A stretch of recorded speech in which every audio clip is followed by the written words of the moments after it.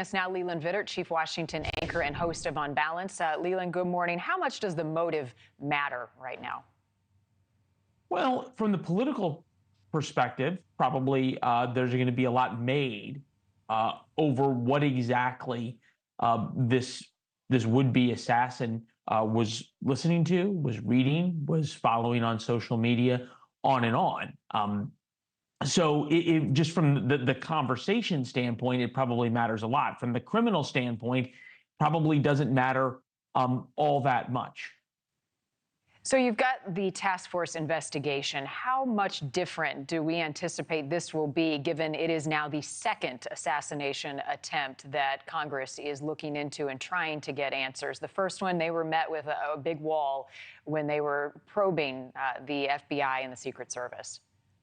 Look, you even had Senator Blumenthal of Connecticut, Democrat, big Biden supporter, talk about how shocked America would be when they heard about what was happening and the deficiencies inside the Secret Service and its plan as it related to the first assassination attempt.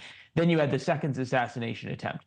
At some point, it kind of where you stand depends an awful lot on where you sit on these things. Kamala Harris was asked about this yesterday, and she glossed over it and basically said, "Oh, you know, that happens, but lots of people in America feel unsafe," and then went on to talking about people, LGBTQ people and women because of the Dobbs decision who felt unsafe, and somehow equated that to the assassination attempts on Donald Trump. So there's a broad spectrum of responses here.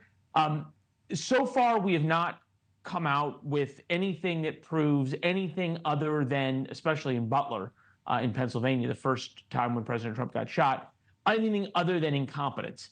And you've got a lot of people on the right looking for some kind of conspiracy and trying to paint a narrative that the Secret Service was intentionally lax, or they were denied resources that were needed or that they felt were needed. None of that seems to have been able to pan out yet. Leland, both sides, Republicans and Democrats, and the leaders of each party right now, the presidential candidates, have said they'd like to tamp down the incendiary rhetoric, right? The threats going back and forth, threat to democracy. Trump says he talked to President Biden and he talked to Vice President Kamala Harris. Here's a clip of him sharing that conversation. And I have to say that President Biden called me yesterday. It was very nice. We had a very nice conversation. I appreciated that he called about, you know, what happened the other day. And he says, he's committed. He's committed. No, and today, a little while ago, I got a very nice call from Kamala. No, it was very nice. So I think that's a good thing that Trump did there, right? He said they called, he treated it as it was, right? He appreciated the call, but I don't want to be Pollyanna in this question, but does it do enough? And should the American public, do they benefit more if they can hear those calls? What is the conversation like? Do they sit down after an event like this to tamp down the rhetoric, which each says they want to do? Well, actions speak a lot louder than words, Marni. And you've got the White House press secretary still calling Donald Trump a threat to democracy. Well, if you believe in democracy and the White House, the president's spokesperson, saying someone is a threat, eventually someone, in this case, we've had two people, take the White House up on that offer.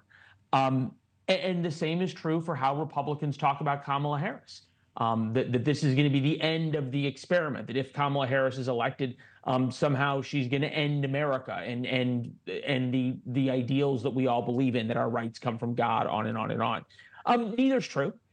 And we have yet to hear members of their own party criticize members of their own party. And by that, I mean, it would go a long way, right? If you heard Kamala Harris and Joe Biden say, or Tim Walz, we don't think Donald Trump is a threat to society, a threat to democracy. We disagree with him on issues, but America is going to go on, and members of our own party and pundits on cable television need to stop saying that. And it would go a long way for Republicans, J.D. Vance and Donald Trump, to say, I know there's a lot of people who have a lot of strong feelings, but Kamala Harris loves America as much as I do. We have different visions of how America should be run, but we both believe America is a wonderful place and are going to do our very best job as president. And cable TV pundits and members of my own party need to stop demonizing her. Thank you for watching. Go to newsnationnow.com to find NewsNation on your television provider. And don't forget to click the red subscribe button below to get more of NewsNation's fact-driven, unbiased coverage.